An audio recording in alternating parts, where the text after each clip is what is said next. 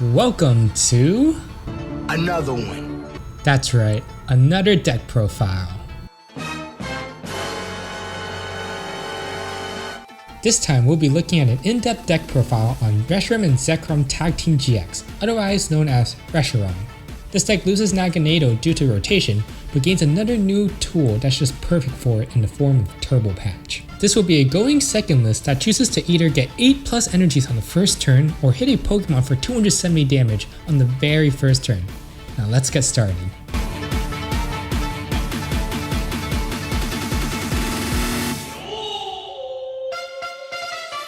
So just quickly looking at an overall preview of the deck before we look into the details, we can see that there are some interesting choices in the form of Galarian Zigzagoon, Energy Spinner, and Pokemon Catcher.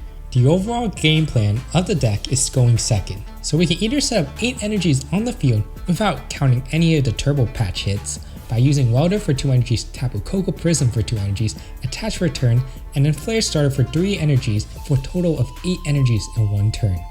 Respectively, we can just smack a Pokemon for 270 damage if we attack with Reshiram instead of using Pokkén if the situation calls for it. So, how can we guarantee this game plan as consistently as possible?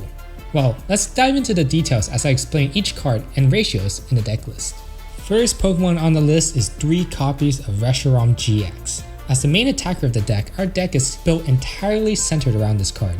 You notice that with Fabled Firebolt, we can choose to either deal 90, 180, or 270 damage depending on how many energies we discard.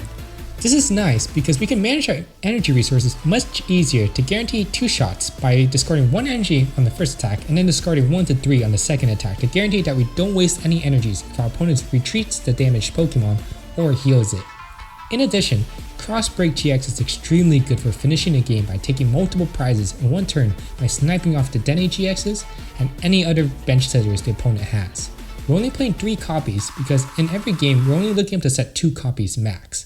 This is because the game ends when the opponent knocks out 2 copies anyways, since knocking out a Reshiram gives the opponent 3 prizes per knockout. In addition, we want to lower the chances of us starting Reshiram because we're ideally trying to get Pokkén in the active during the first turn. Speaking of Pokkén, we are running 2 copies of him. This Pokemon is crucial in setting up our turn 1 8 energy combo. By using Flare Starter, we set up Reshiram to start dealing 270 damage every single turn after, alongside the help of Welder of course. We're only running 2 copies because we only need 1 copy for the first turn for Flare Starter and potential High Heat Blast, but we'd rather be attacking with Reshiram every turn after. However, we can't run less than 2 because we don't want to risk prizing our only copy, so that's why 2 is the ideal number to run. Next is Tapu Koko Prism Star. Of course, we're only running 1 copy of the card because of the Prism Star rule stated on the card, but this card is necessary in setting up Reshiram. Since we are only running 5 lightning energies, Tapu Koko is crucial in making sure that Reshiram has the lightning energy it needs to start attacking. The Dene GX and Energy Spinner guarantees that Tapu Koko goes off, and I'll explain later in detail once I get through the other cards. Next up is 1 copy of good old Ranguru. He helps us preserve cards we don't want to discard from our Dene GX, as well as stacking an energy on top of our deck for End's Resolve. Of course, since the card only switches the top card of the deck, multiple copies of the card doesn't do much, which is why we only run 1 copy. Next is the main power generator of the deck, the Dene GX. And of course, we're running this card because this card helps us set up our board and gives us draw power. This card is especially important in the deck because it guarantees us our 8 energy turn 1. This is because by using Energy Spinner to grab 2 lightning energies from the deck and then using the Dene GX, we set up Tapu Koko Prism Star. We're only running 2 copies of this card because we're using the 3rd copy as a Crobat V. Speaking of which, here is our 1 copy of Crobat V, a new card that came out in Darkness Ablaze, and it's essentially another form of once per turn draw power. We're running this because we can use this alongside the Dene GX and Welder to run through our deck and make sure that we draw into the pieces we need to guarantee the 8 energy turn 1. We only have the 1 copy because we only have so much space on our bench, so realistically we're only getting 1 off per game, which is why we're only running 1 copy. Finally, we run 1 copy of Galarian Zigzagoon. This card is crucial to the deck because it helps set up knockouts on certain Pokemon. For example, Reshiram's Fabled Firebolt deals 270 damage, but that is 10 damage short off of knocking out Arceus Dialga Pokkén Tag Team, which has 280 HP. Galarian Zigzagoon covers that, Or if Reshiram uses Crossbreak GX on a Dedenne and Crobat V, it will knock out the Dedenne GX, but it's 10 damage short of knocking out a Crobat V. Once again, Galarian Zigzagoon covers that, which enables you to take 4 prizes on that turn. This card is way better than Vitality Band for that reason, because it's easier to search for and can deal damage to the bench as well. So why only 1 copy? This deck struggles from having the bench completely filled sometimes, depending on what you have to play to get set up. So realistically, you only have the bench space to play down 1 copy. Now onto our short list of supporters. We are running 4 copies of Welder. This card will be the main supporter we want to be using almost every single turn. It provides energy acceleration that the deck needs to fuel for Reshiram's fabled Firebolt attack, as well as giving us draw power. Since we want to see this card throughout the entire game, we cannot run less than 4 copies. Next, we're running 2 copies of End's Resolve. We're only running 2 copies of End's Resolve because we want to have the ability to Crossbreak GX and deal 170 damage to 2 benched Pokemon. We can preserve them for later through the use of a Oranguru, so there's no need to run more than 2 copies. The energy acceleration that the card gives is nice, but isn't reliable. In addition, if not used during the first turn, it becomes significantly worse as a form of energy acceleration, since we're aiming to pull out at least 8 energies from our deck turn 1. That means there's much less energy left in the deck for End Resolves to mill. Onto our items, we're running a 4-3-2 split in our search engine. 4 Quick Balls is used since it can grab every Pokemon in our deck because we only run basic Pokemon.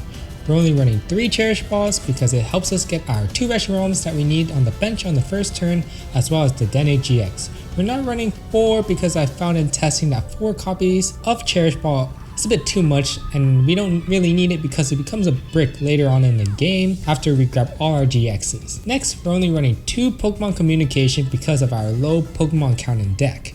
This makes it difficult sometimes to use the Pokemon Communication because we won't have any Pokemon in hand, but we're still going to be playing it because it's another form of search that will help us get our Tapu Koko Prism and our Volcanions. Next up are 3 Energy Spinners. This card makes sure that we can consistently set up Tapu Koko Prism Star on the very first turn. Using it allows us to grab 2 lightning energies from the deck to our hand, which we can then discard with the Dedenne GX to enable Tapu Koko. It also can be used to help search for energy to use for Welder as an added bonus. We're only going to run 3 of them because this card loses value if we go first in the game, since its bonus effect only applies if we go second, which is the main reason why we aren't maxing the card out. Next is 4 copies of Turbo Patch, the savior of this deck. This new card that came out in Darkness Ablaze is an item card that can supply energy to our bench that we can use to discard for Reshiram's fabled Firebolt attack. Without this card, the deck would lose steam in the late game when we start running out of energies to discard for our attack. This deck in the past used to run Naganado to help constantly supply energy to the bench so that Reshiram can attack, but due to rotation, Naganado is unfortunately gone. But with Turbo Patch, Reshiram finally has a chance again in the VMAX era. Next is 3 Pokemon Catcher. This card is ran instead of Boss's Order so we can Welder and continue our energy acceleration and draw power each turn, and have the chance of gusting up an opponent's Pokemon. By playing Catchers instead of Boss's Order, our deck doesn't miss a beat and can take crucial knockouts without falling behind. A side note is that we aren't running any great Catchers because Reshiram can just Crossbreak GX to knock out a Dedenne whenever it wants to.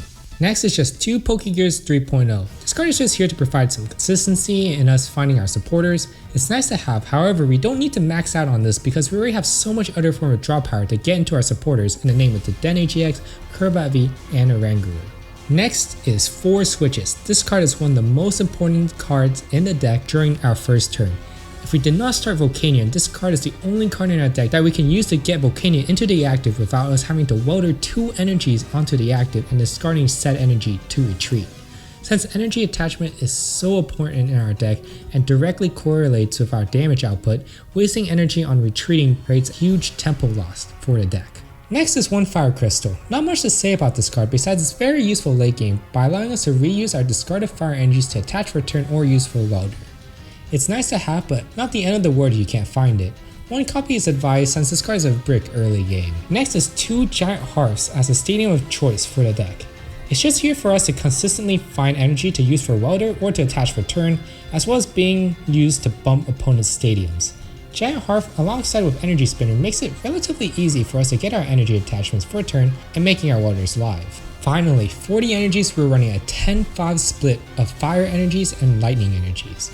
It's a bit difficult to explain the thought process, but essentially with 5 lightning energies, we want to search out 2 of them with energy spinners on the first turn and discard them with the Dene GX. Then using Tapu Koko Prism Star, we can attach those 2 discarded lightning energies to our Reshirams to have them ready for the rest of the game.